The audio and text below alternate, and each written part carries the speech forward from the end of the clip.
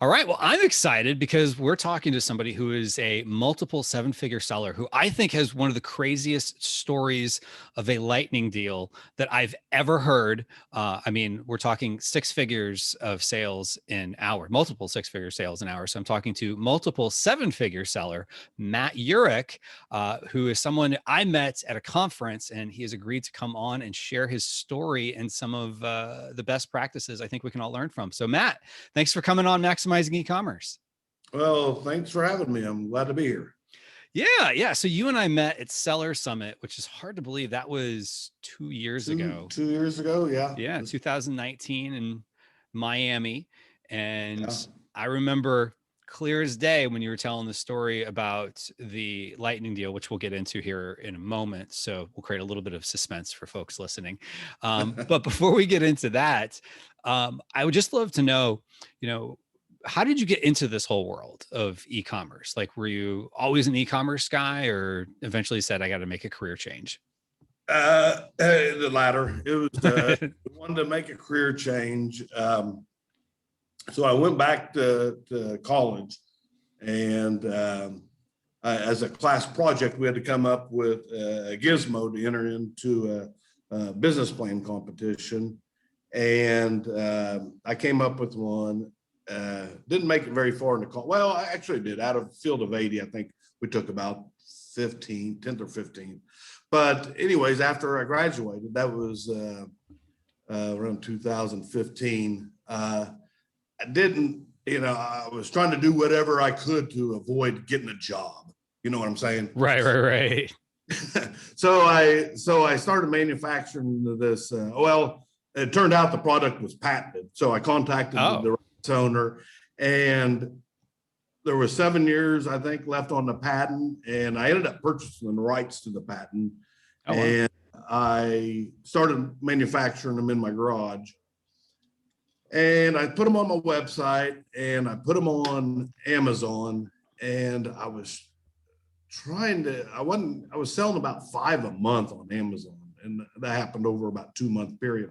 Okay. So I was doing my research on how to sell products on Amazon. Right. And then I came across the Jungle Scout videos. The collaborative. They were doing the marshmallow sticks. Okay, gotcha. Their So case studies they were doing. Yes, and so I'm watching the videos, and I'm like, oh my God, I love there's a process here. There's a step-by-step process, and it can be repeated over and over and over. I'm just infatuated with this process. Right. And the process was private labeling. And little did I know I was kind of doing that already, but I wasn't working the process. So time goes by, a few months go by, and I subscribe to I subscribed to Scott Volker's podcast. So and I just absorbing as much information as I could, and ended up launching several months later a couple of products. The gizmo that I was working on, it fell by the wayside because I wasn't manufacturing it quite right, and I was getting some negative reviews, and so I just ended up. They said either you got to do something with this or stop selling it. So I was like, well, I'm gonna put it on hold, stop selling it for now, and then do some research on some other products. So I ended up taking basically my life savings and putting it into 2 different products. One was a watermelon slicer. I don't know if you ever remember those. They became yeah. Kind of a cliche product. Yeah, I mean, it was like as bad as the fidget spinner. I mean, it just became, by the time I launched, the market was so saturated already. So, I mean, PPC was just astronomical. So, but I had this other product, and it took off. I mean, it was 10 sales a day, then got to 20, then it got to 30. And I mean, the game was on. I was like, holy cow. I got down on my knees, thank God. I mean, Right. It was really, it's like, this actually works. So and that product, that was 5 years ago. It's got different color variations, and it still sells well today. It's still, I guess, my hero product, you could say. Gotcha. Well, that's awesome. So one thing I just want to kind of unpack there is you were going to school and you were part of this competition. And I've been in those type of competitions in school, where, you know, people come up with like ideas. I remember being in something where this guy had this idea that in downtown Orlando, there's this lake called Lake Eola that he could come up with this business where people could rent out these boats to put their dogs in, that their dogs could go around the lake. Like Not a remote control. but yeah, then they could remote control and take pictures of their dog. And like, he was so enamored with this. And just like, I was thinking, like, there's so many problems with that idea. And like, how are you going to scale that? Like, it's just like so many things that just didn't make sense. But I think some people get too caught up in their ideas. And I'm kind of curious, if you were in the top 10, 15, the 10, 15 ahead of you, like, do they actually market a product, you know, type of thing? And you said, okay, I'm going to test some things out. And you realized, okay, I can't just sell the product as is, like I have to either change it or get the patent. And you went out and got the patent, which is something most people wouldn't have had the guts to do. Then you said, okay, this isn't maybe the right product. You started realizing Amazon is a lot more of a harvest the demand than create demand. And so I know there's some people who say, well, there's ways that you can get demand for, you know, a unique product and stuff like that. And maybe there are, but maybe not for necessarily every product, but you still have to find some sort of demand there. And so you went after the demand, and then you were able to kind of follow the process. Now, you said you spent your life savings on that. What did that feel like when you hit submit to send a wire transfer, or however you paid your supplier for that? For me, it wasn't the okay, I'm taking this money. I mean, this is, I'll explain this. It wasn't in search of success. It was to avoid pain. Okay, gotcha. Because when I graduated, I was years old and trying to find a job that pays, you know, very decent. Coming out of college at that age, I was going to be selling new, you know, working at mattress firm or something, you know, selling mattresses. Because my it was in marketing and entrepreneurship. But so it was a last ditch effort, like I said, to avoid a job, a 9-to-5 job. And prior to this, I did have a lawn and landscape business for 14 years. So okay. I already had a taste of entrepreneurism, right? And risk and managing all that. Or more importantly, just working for myself, setting my own schedules and stuff. So I left the job at a factory. So I just didn't want to have to go back to working for anybody but myself. So it was avoiding pain is what really drove me. Gotcha. That's a very Tony Robbins way of putting things. That we're either seeking pleasure. he really is awesome. Or avoiding pain. In fact, if I remember correctly, you might have been to like a couple of I went Tony's... to his business mastery. Okay. Gotcha. In Las Vegas. Probably about the year we met, or I can't remember. Yes. Yeah. I think you were just talking about it. So yeah, it was phenomenal. But yeah, I followed Tony since I was young. So. Okay. Yeah. Tony's got a lot of great ways of, you know, positioning things. And I've been to his Unleash the Power Within twice seminar, which I definitely recommend folks doing. I know he does, as we're recording this now, everything's still kind of virtual. So yes, I'm sure it's probably still a good experience, but there's nothing I think that beats the actual walking on the hot coals. So if anyone does that, if you're listening to this and you can go to that at sometime in the future or somewhere where you can walk on hot coals, it is scary as anything. But do it. Trust me. As long as the people who are teaching it know what they're doing, you'll be fine. You'll be fine. So anyway, you were avoiding the pain of having to go back to a job, which I think a lot of people can probably relate to. So that was enough motivation to say, I'm going to take that leap of faith to send the money, you know, outside of the country and then launch your new products. So now, I know you said you're still selling that product today. Is that pretty much the bulk all within the bulk of it? Okay. It is a pretty good chunk. Yeah, I would say it's probably at the least 50%. Okay. But you've added on additional products since then.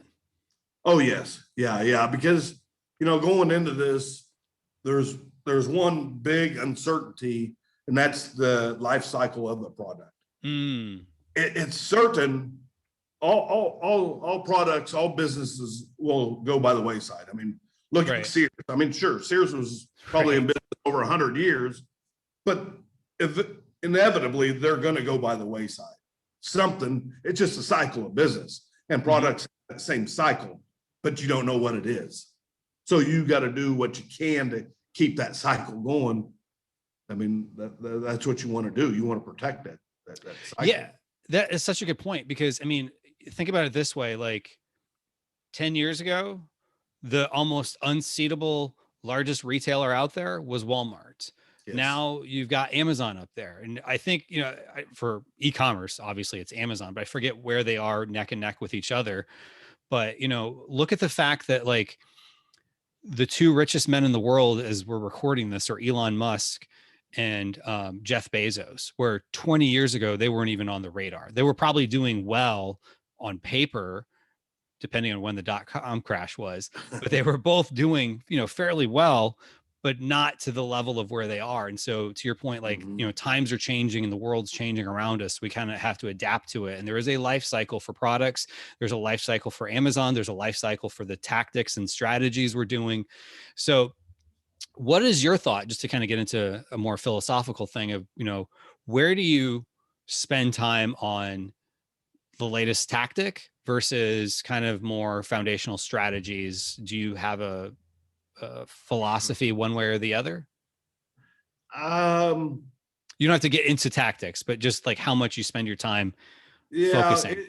I'm probably more tactical because, okay, when I got into the business of selling on Amazon, I remember Scott Volker said, basically you got two ways to do this. You can concentrate on cash flow items, or build on or building a brand.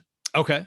I made a conscious decision. I was going to do cash flow items. It was my end goal to go hard 5 years, sell the business, right, and be done. So yeah, I'm probably more tactical than strategic on building that brand. And I've tried to make the switch over, and it's just not where my heart is, I guess. Okay. Even though I do sell in one category, they're mostly unrelated. My products are. So yeah, I mean, one item might be. I mean, it's just they're kind of diverse. They just don't kind of mesh together. Got it. So the person that buys the watermelon slicer might not buy the fidget spinner type of thing. Since you use the example of kind of different types of products. Okay, so that makes sense though. But you've gone in on figuring out like, okay, there's certain types of products that can sell really well, and you've clearly done really well at that strategy. I mean, that in itself is a strategy. And so one thing I would like to point out though is that we were teasing people at the beginning of this that there was a lightning deal. Can you tell me a little bit more about this lightning deal that I'm so intrigued by, that I still remember clear as day being outside of the hotel for Seller Summit when you were telling me this story? I remember where I was standing, where you were looking. Yeah. I remember all this because it was that crazy of a story. So I remember your face the expression on your face when I was telling. I was like, wait, what? Yeah. You just had this intense look on your face. So I'll rewind. So as I've already stated, I launched a hero product, which I'm still selling. And a year before the big success with the lightning deal, I'd launched another product, which in this case was kind of a completely new product. There was a mass. I've seen in the reviews of a completely similar product but for a different use. So I seen the reviews and there was a massive demand for a better product. Mm-hmm. So a year before my lightning deal episode, I'd launched this product, and it's a pretty good story in itself. So I launched this product. The first day, I lowered the price from the average price, probably around $14. So I lowered it down to 10. It was part of my launch strategy. I lowered it down to 10, and I would turn on pay-per-click, and that's my launch strategy right there. And the first day I got 10 sales. Second day I got 20. Third day 30. Fourth day 40 sales. I was getting 40 sales. My cost was like 3.2%, super low. Wow. Yeah. So I'm like, okay, I'm going to sell out of this product. So I'm shutting pay-per-click off. Okay.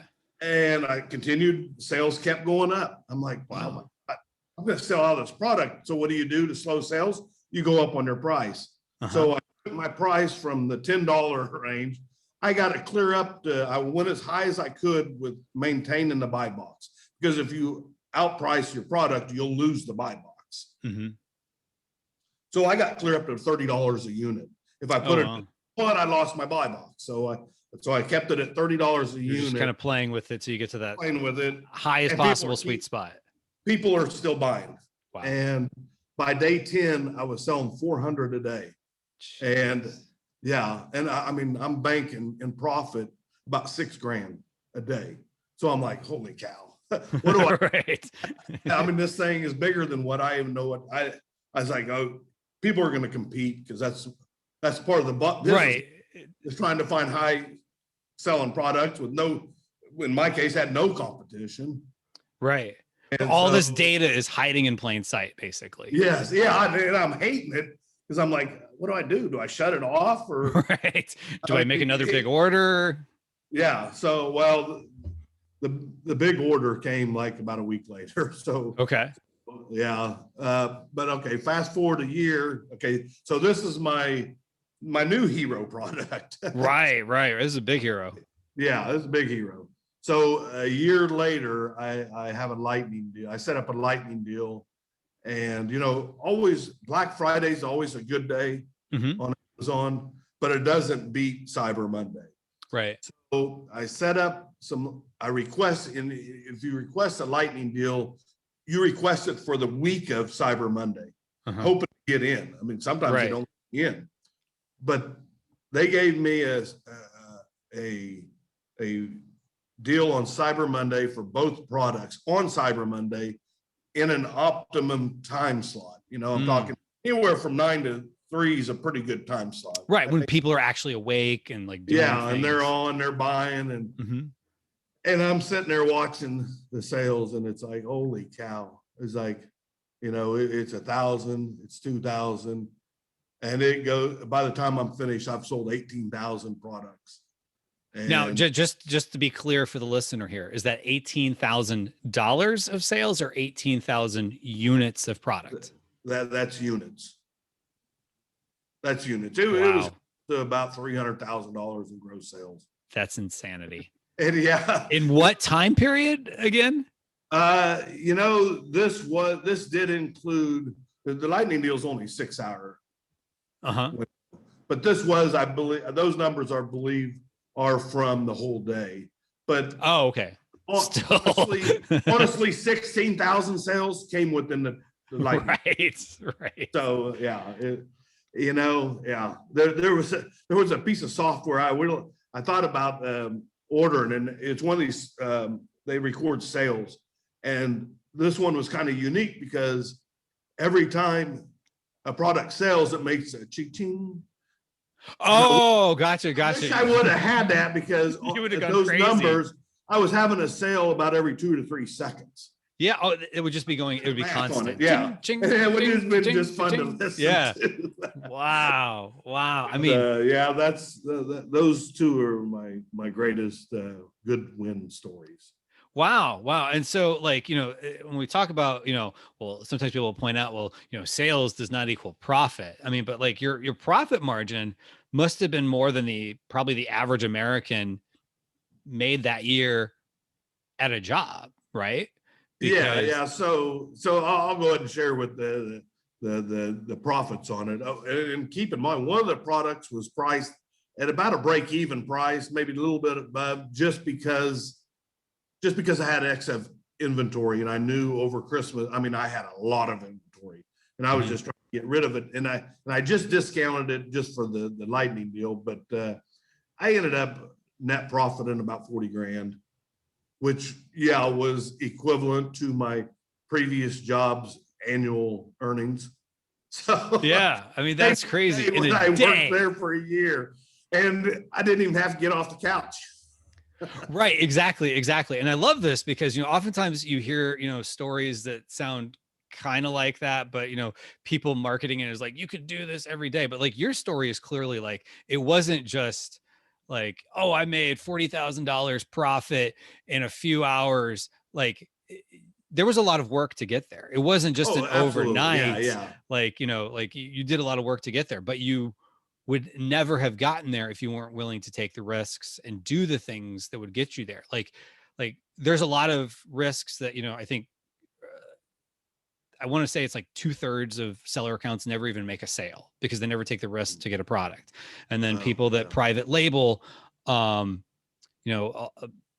of them, they never get around to actually listing their product, or they never reorder, or, they just don't take that risk.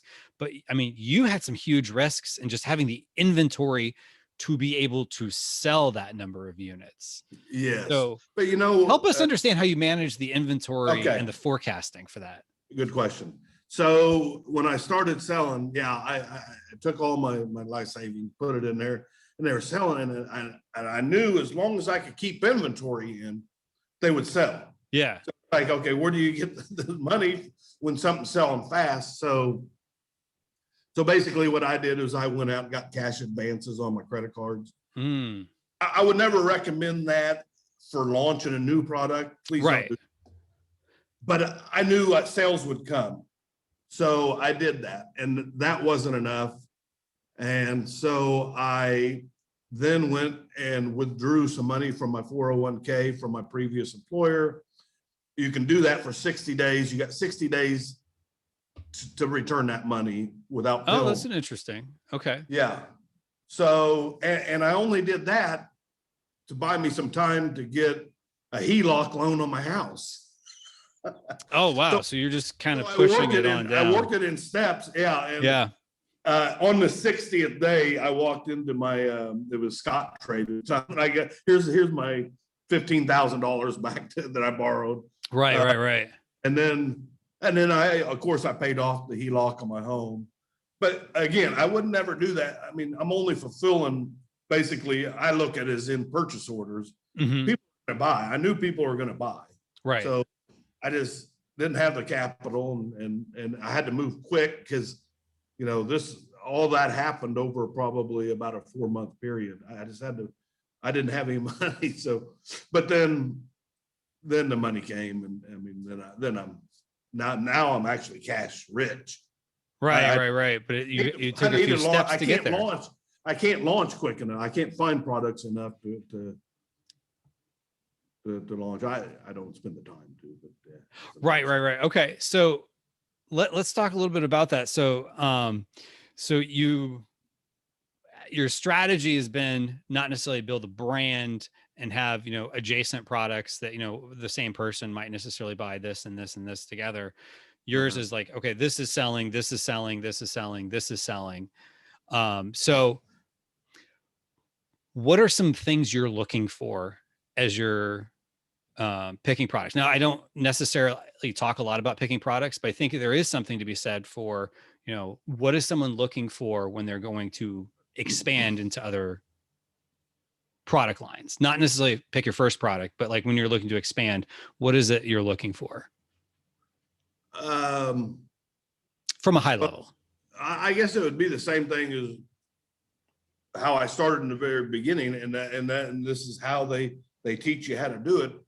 But there are basically 3 steps. You find a product in high demand, and the same product with low competition, low reviews, and then you read the negative reviews and see how you can make that product better.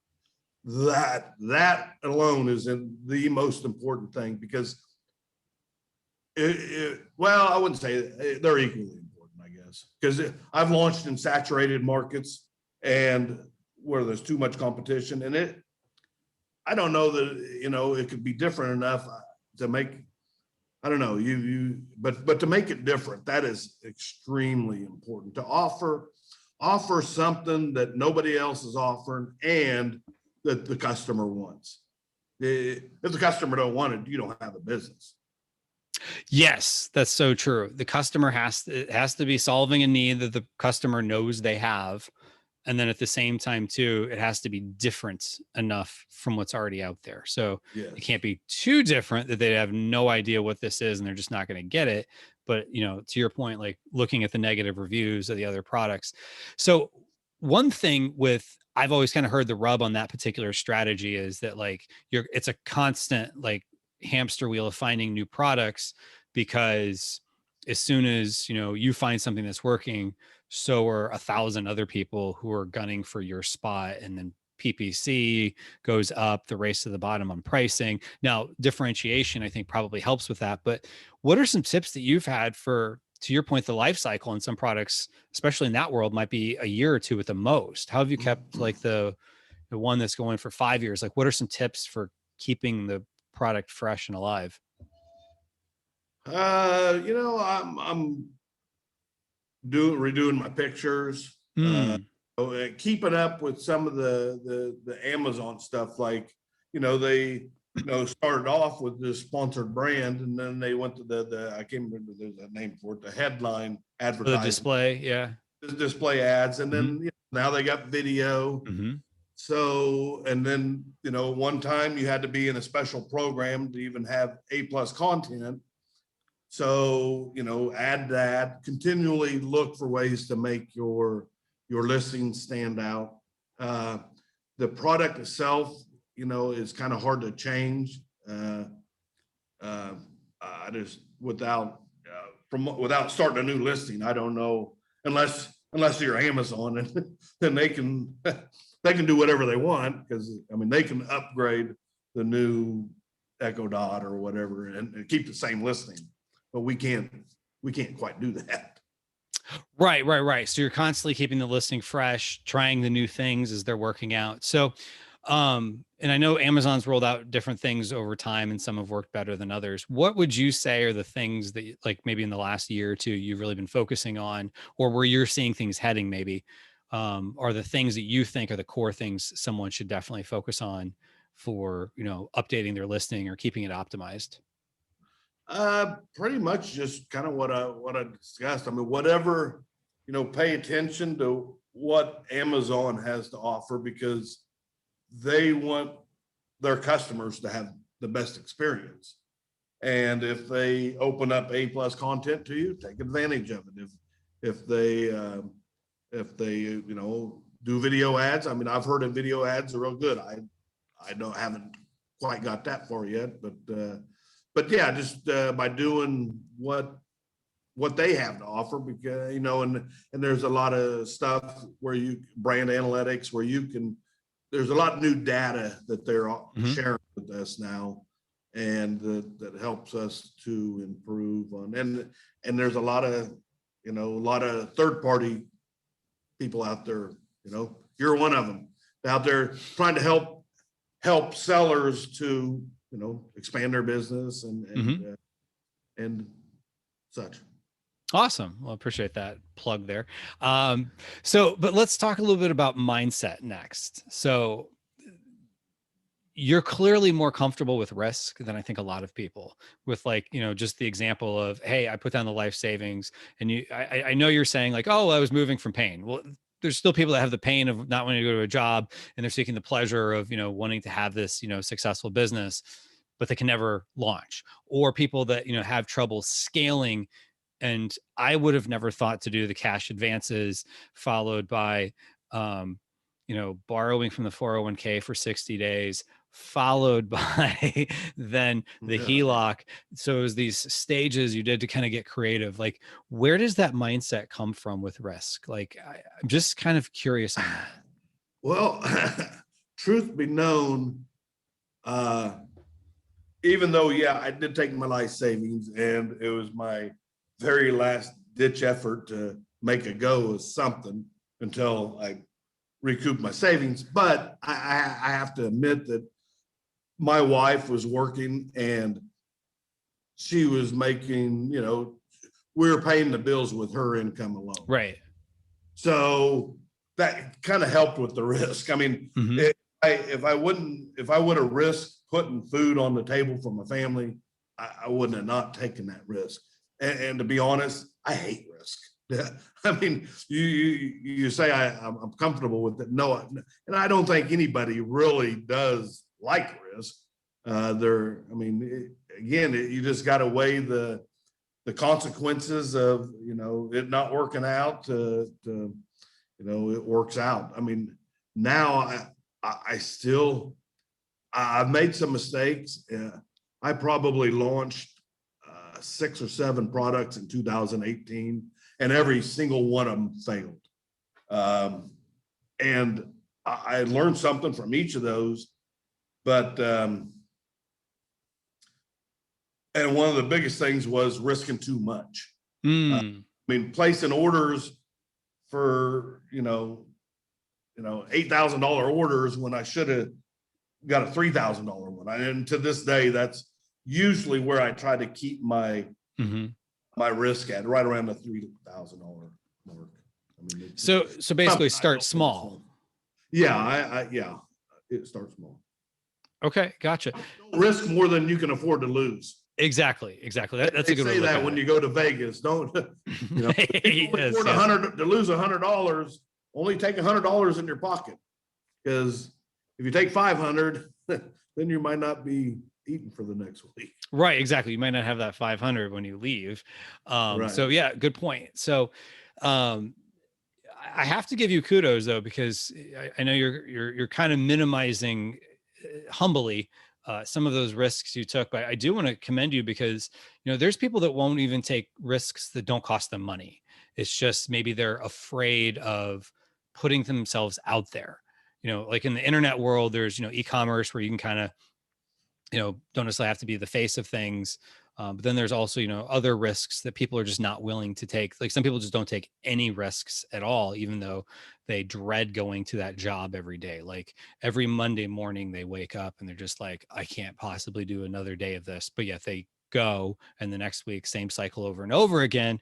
And then years later, maybe they're listening to podcasts or YouTube videos about entrepreneurship and motivation, but then they just never take any action. So you still took action. So super kudos to you on that, because that is something that I think differentiates the people who are successful with the ones who aren't, is those who are willing to take the action. Because there's that saying, courage is not the absence of fear, which you admitted to. There was some, anxiety around some of these decisions you had made of, sending the money and things of that nature. It's the taking action, even though you have the fear, and that's true courage. So, I definitely want to commend you on that. Well, people do, get into this business and other businesses because they want to get from point A to point B. Never going to get to point B doing the same things you're doing today. Right. And you have to, and people don't like to come out of their comfort zone. But to get to point B, you have to come out of your comfort zone because you're doing something different than what is going on in your lives right now.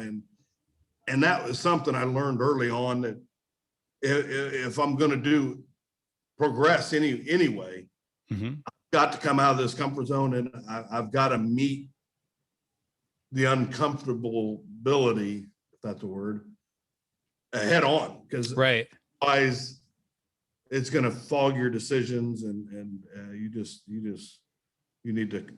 got to face that uncomfortness. Otherwise you'll never go anywhere. I mean, you'll never get a promotion at your job. You'll never get married. You'll never have kids, whatever it is in life that is different than where you are right today. Yeah, you have to step out of that comfort zone. And that's such a good point. And it's not just business, it's relationships, it's whatever, if you want to improve your relationship, you might have to make an uncomfortable conversation. If you want to get a promotion, you might have an uncomfortable conversation of, this is what I want. And, and think what a lot of times is the most uncomfortable is the uncertainty of the outcome of what will come back to you. But it's like the only way to guarantee an outcome in life is to not take the action, because you were certain to not get the outcome that you're looking for because you didn't take the action moving forward. So love that mindset. Love that mindset. So what other tips would you have for folks who are, maybe they're looking to scale, maybe they just got to that 6-figure mark or something like that. And they're looking to get to the 7-figure mark, or, they're 1 million looking to get to 2 million. Like, what advice do you have for someone who's looking to get to where you're at now? Just keep launching new I mean, if you're taking the approach I took, because I can't speak on brand building, but I mean, it could be just building that brand out more, find people, because nothing can be done by you alone. I mean, you've got to involve, and the most successful entrepreneurs know that. And I mean, those guys like Elon Musk and Bezos, I mean, they couldn't have done it but themselves. So you've got to find people that know, because my biggest fear is probably in life, period, is not knowing what I don't know.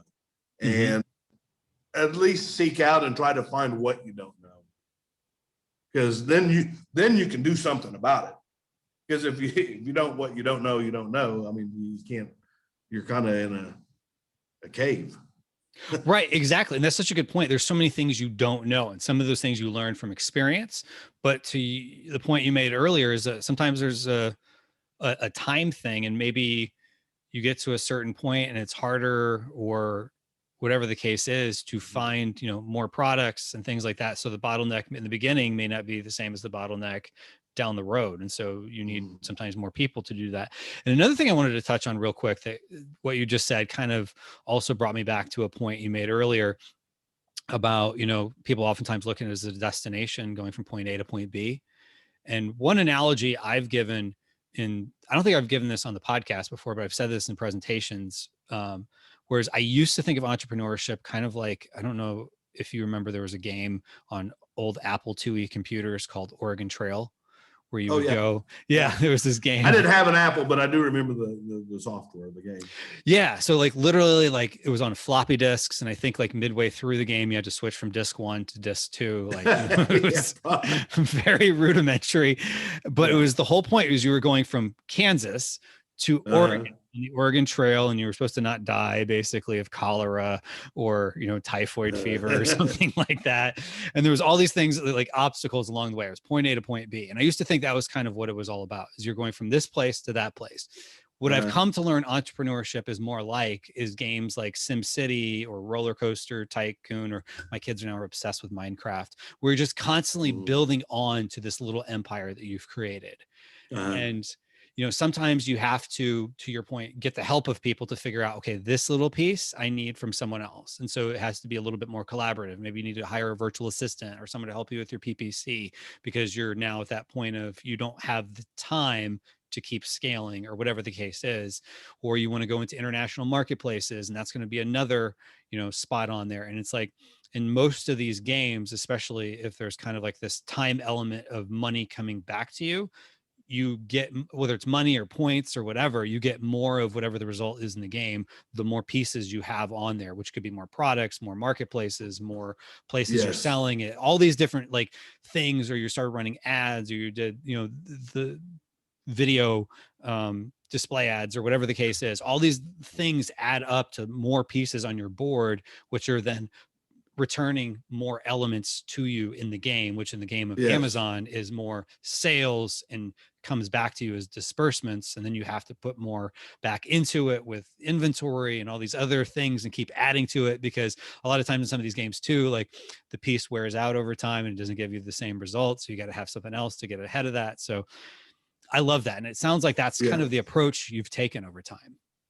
Yeah, it's very well put. And, this right now is a lot of my goals this year was set to expand on other marketplaces. I know you and I talked about Amazon Canada Mm-hmm. and I'm looking into Amazon Europe. I'm looking into Walmart, considering eBay, get onto other platforms. My hero product, I've been with it. I've been approached by people wanting to buy wholesale, and I've always stayed away from that. Or some people, I've had corporations come to me wanting to buy 5,000 and wanting me to put some kind of a stamp on it with their corporate logo. Oh, wow. And I'll get about one of those a year, and Yeah. it's something maybe I need to Right. look into. But Well, that's definitely worth looking into, because yeah, the nice thing is if they put their corporate logo on it, they're not going to be trying to compete for the buy box on your Amazon listing.